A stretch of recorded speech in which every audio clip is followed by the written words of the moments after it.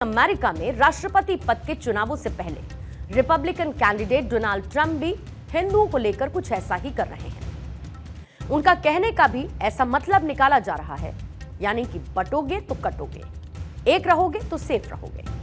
और इसके बाद अब भारत में पुजारियों ने भी उनकी जीत के लिए प्रार्थना की है, उनकी जीत के लिए पूजा अर्चना की गई है। और इस समारोह को आयोजित करने वाले हिंदू पुजारी स्वामी वेद मोरिस्नंद सरस्वती ने कहा है कि डोनाल्ड ट्रंप एकमात्र नेता हैं जो कि विश्व शांति ला सकते हैं।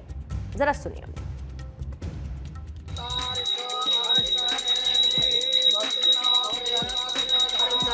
शांति पृथ्वी शांतिरापः शांतिरोखः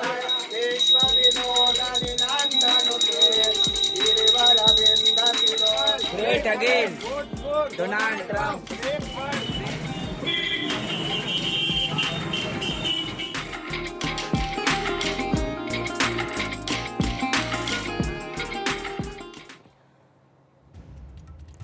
हिंदुस्तान में डोनाल्ड ट्रंप की जीत के लिए कुछ पुजारी इसीलिए पूजा पाठ कर रहे हैं क्योंकि डोनाल्ड ट्रंप अमेरिका के पहले बड़े नेता हैं जिन्होंने हिंदुओं पर हो रहे हमलों को लेकर खुलकर बात की।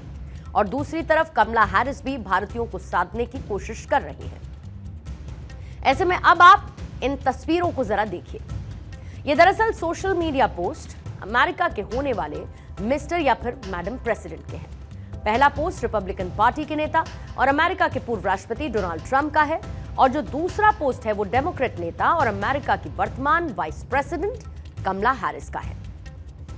जरा डोनाल्ड ट्रंप के पोस्ट को डिटेल में समझते हैं, जहां पर उनके पोस्ट में 4 पैराग्राफ है। जहां पर पहले पैराग्राफ में वो बांग्लादेश में हिंदुओं के खिलाफ बर्बर हिंसा और लूट की सख्त निंदा करते हैं। इसके बाद दूसरे पैरा में वो ये कहते हैं कि बाइडेन सरकार ने अमेरिका और पूरी दुनिया में हिंदुओं को नजरअंदाज किया। फिर इसका अगला पैरा जिसमें वो ये लिखते हैं कि ट्रंप सरकार अमेरिकन हिंदुओं की रक्षा करेगी, भारत के साथ मजबूत रिश्ते रखेगी, दीपावली की शुभकामनाएं, बुराई पर अच्छाई की जीत हो।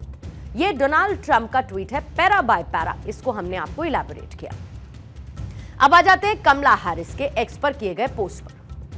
कमला हैरिस इस पोस्ट के जरिए यह बताना चाहती हैं कि वो मूल रूप से भारत से हैं। उनकी मां डॉक्टर श्यामला गोपालन 19 साल की उम्र में भारत से अमेरिका आई थी और उनकी भारतीय मूल की मां से ही उनमें साहस और शक्ति आई है।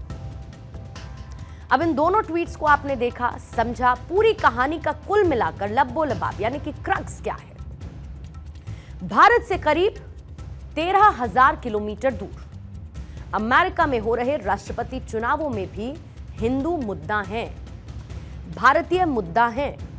और ट्रंप अगर हिंदुओं के दर्द को समझने की बात करते हुए अपने हिंदू वोटर्स का उनको ना बंटने की बात कह रहे हैं, तो कमला हैरिस दीपावली मनाकर हिंदुओं के साथ ये बताते हुए कि उनका ओरिजिन भारतीय है, अपने रिश्तों को याद दिला रही हैं।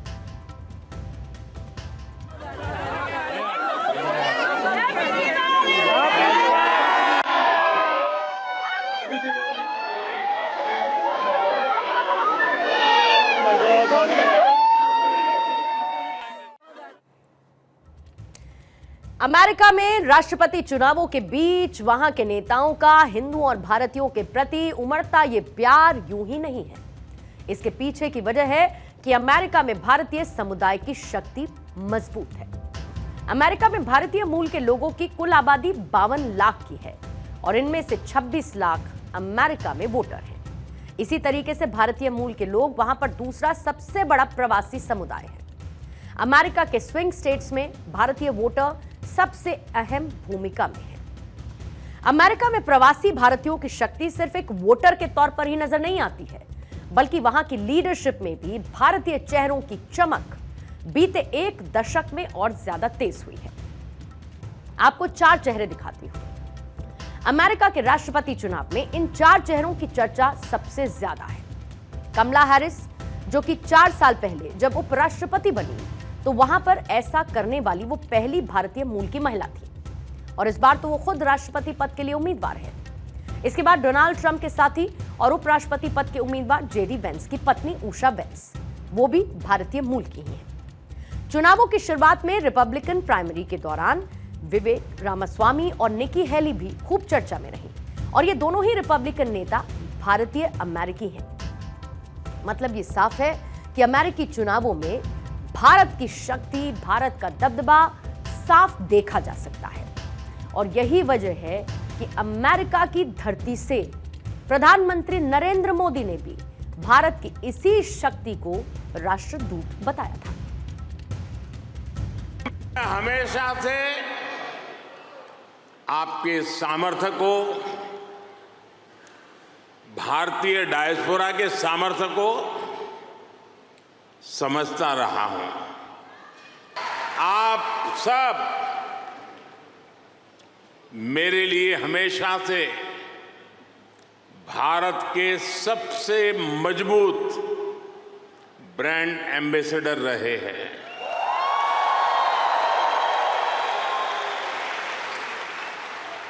और इसलिए मैं आप सबको राष्ट्रदूत कहता हूं।